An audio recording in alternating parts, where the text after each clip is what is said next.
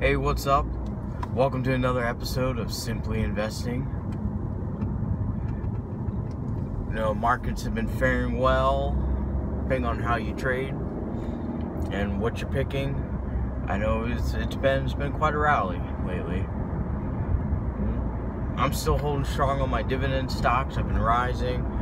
Haven't done much of any trading yet. I just kind of been putting cash in and just cash. When the market goes up, I don't buy anything. I just cash. And I sell off some things. And I just wait, and I wait till it tumbles down, and then you buy again. So, you know, that's been my strategy for this most part, just kind of waiting. I'm just waiting, but I'm building up my cash again. So I'm putting money in, I'm leaving money in, I'm just adding in my Robinhood account.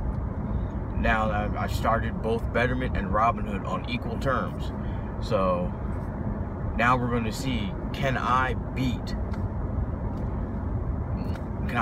one of the best computer algorithmic investment systems? Can I beat it? It's kind of more of a test for myself. See if I can actually beat a computer that's functioning 24/7. I think I can. I think I will. I think I'm gonna do it. But we started, and the rule of the experiment is each account gets $20 a week. Both are on starting at 0. Both are at fair game. Everything is set so that there's an equal opportunity. So we're going to see how the algorithm invests the $20 a week and how I personally invest the $20 a week. And we'll see who comes out on top in a year. So if you guys want to start taking bets, take bets now while the polls are still open. Take those bets. But anyway, I wanted to talk about, and there seems to be a lot of things that need to be talked about with the millennial generation saving and growing their wealth. And millennials do have a hard time trying to invest in the stock market. They tend to buy, and it's just, you tend to buy things you understand and that you have a great understanding for, but they also misrepresent their understanding into the wrong value, such as Twitter. You know, you can only value a company so much that only brings in so much money. It's just like Facebook. I don't know how Facebook is valued at $580 billion when you only bring in $5 billion in revenue, $5 or $6 billion. It's like you need at least $200-300 billion in revenue plus tons and tons of cash reserves, you know. But I guess I know that the market is saying we value Facebook at this, and that's what they're doing. And so it's like and some people kind of fight against it, like, well, Facebook, it's going to go up. There is no value there, because they rely on people being able to afford smartphones, home internet, and that stuff's getting expensive now. It wasn't like it was back in the day where you paid $50 for your internet, and you literally your phone was $80. You know, it was $80 even, pretty much, and you had unlimited data. Now I do notice people are buying more basic phones, so they're doing less web surfing. Even people who've been on Facebook are saying, like, I'm not on there that much anymore. So to me, it's like the advertising is kind of a moot point. If people are tuning out when they get older, then you have to rely on new groups, new areas of revenue, new countries to get into, things of that nature. Anyway, back to the original point. I don't know what it is with the millennial edition. It's like millennial age group. There's not a lot of saving involved. And I've noticed, even among people I've known, like, they get a house, like, oh, I'm 25, I'm getting my house. I'm like, great. Do you have $100,000 in the bank after you purchased a house? No. Why not? Like, well, and you should. And you should make sure when you buy a house, especially if you buy a house in a decent neighborhood for a low price, it's going to be an as-is sale. Well, you never know what people do to these homes. Like, people try to be self-contractors and cut support beams and fuck up the house, all that fun stuff. You know, might need a new roof, might need a new driveway, might have to really do some serious landscaping, not to make it look pretty, but to cut out dead trees and stuff like that. You might have to do a lot of things that will require a lot of money. And you should also make sure you have a good chunk of change set aside, just in case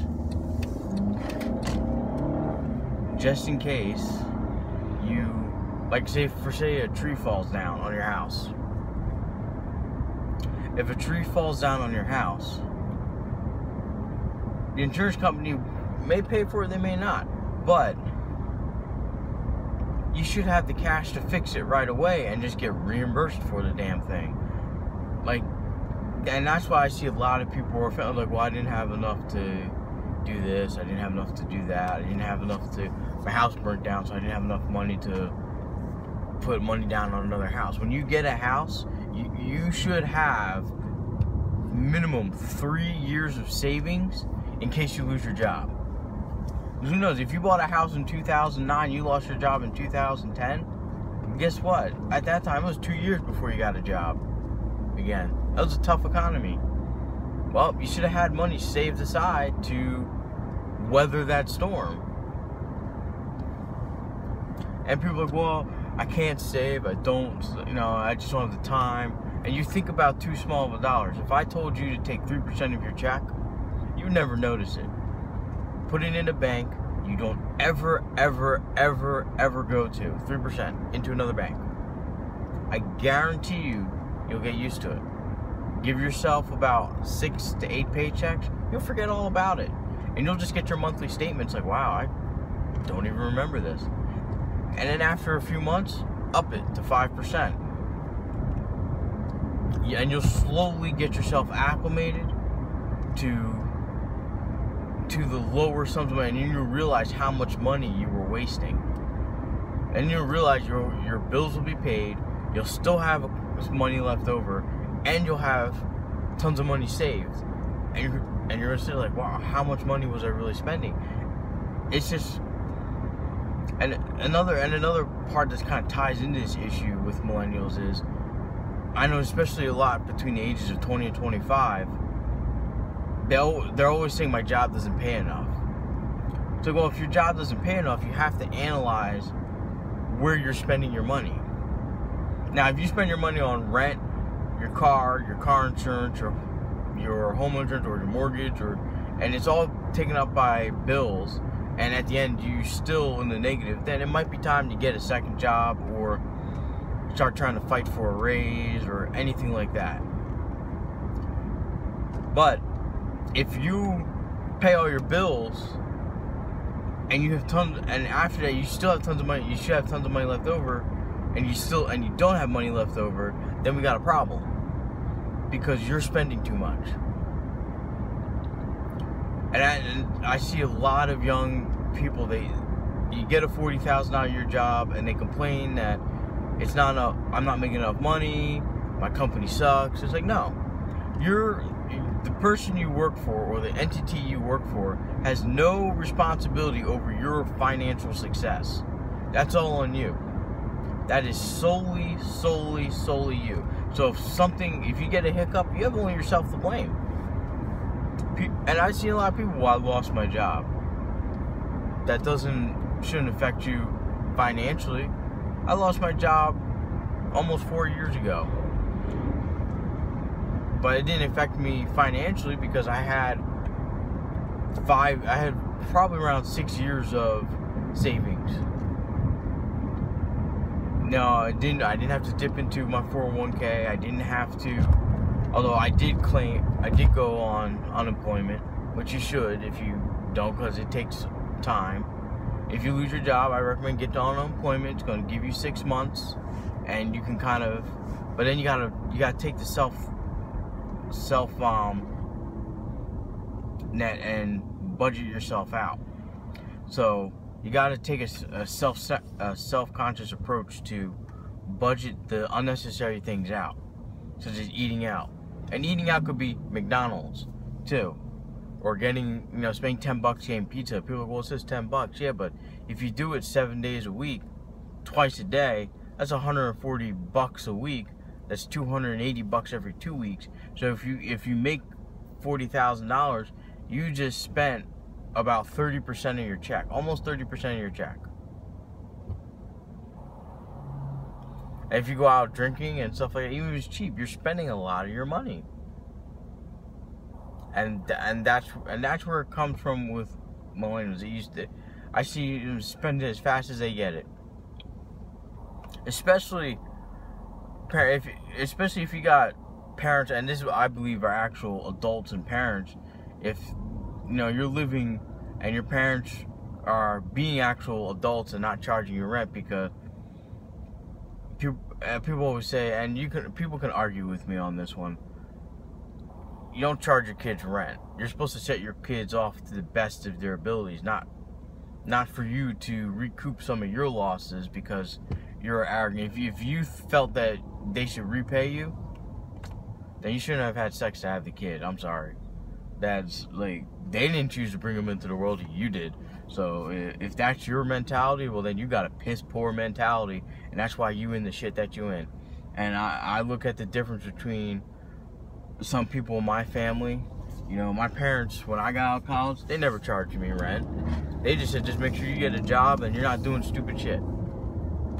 So what did I do? I didn't do stupid shit, and I got a job and I saved my money.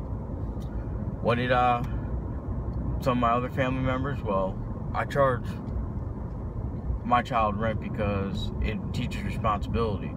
Well, you're the one also with $200,000 in credit card debt, so I can see why you charge rent. I'm not that greedy. My financial success is mine alone. It's not my kids, it's not my employers, it's not even my significant other's responsibility. It's solely on me. So you have to understand that you gotta take the measures.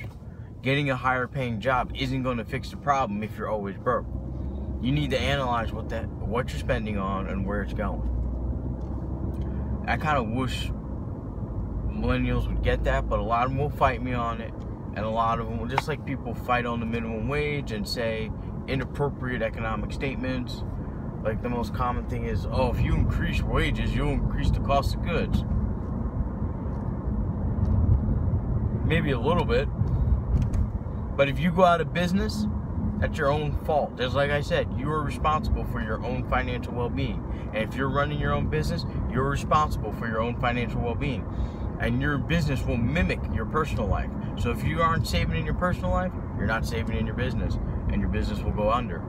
That's your problem. You should have thought ahead.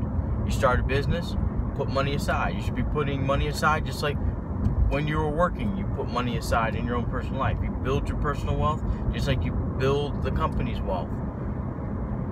And I don't understand why. I think that's the problem with this age group, this latest age group. The puck gets passed. I failed because wages increased, this increased. No, you failed because you failed to be an adult and do the necessary things that adults must do to be successful. You didn't take responsibility for your own failings. Yeah. And so I can't help you with that. I just can't. But I can kind of get you to move in the direction that you need to move. But again, there's nothing you can do if someone's not wanting to do it. And it also sucks if you're in a relationship and the other person isn't pulling their weight. It's like, that's a tough situation too. But saying you need a higher paying job only means you're going to spend more money. That's it. Has nothing to do with, absolutely nothing to do with anything of you saying, oh, if I could only make $20,000 more a year, I will save some more money. So I don't know. I don't know what to tell you on that, because it's like, if that's your personality and you're spending every dime you get, then if I could give you $1 million a year, you will spend every dime you get. And there's nothing that's going to change until you come to the self-realization that you need to change. So that's a bit of a Bobby rant for today. You know, just one of those things, just kind of buzzing on my mind. So, good luck. You know, this is gonna be another great week of trading. I feel it in my bones. I feel I can save a lot of money too, and get some great buys, and make some huge profits. That said, stay sharp, follow the process, like the Facebook page, subscribe, comment, leave feedback, talk to each other. You know, if you ask a question, because don't be afraid to ask a question, because I guarantee you, at least one other person's trying to ask the same question. They might be self-conscious about asking that question. Go ahead. There's no dumb questions. Every question will be answered to the best of my abilities. And if you guys want to ask each other questions, ask away, because that is the best way to help people who are just beginning to talk to other people who just started and see what their take is on it. So with that said, thanks for all the support. Thanks for all the likes. Thanks for all the people subscribing. You guys are great. Keep asking away. I'll do my best to keep answering. I know I've kind of been busy. It's like when you're trading and you're doing that for yourself and your family, it gets a little taxing there. It's like I got a lot of long hours, so I apologize for not putting out as much videos. But thanks for all the support. I'm gonna try and get out as many videos as I can. Thanks, guys. Have a good day, good week in trading.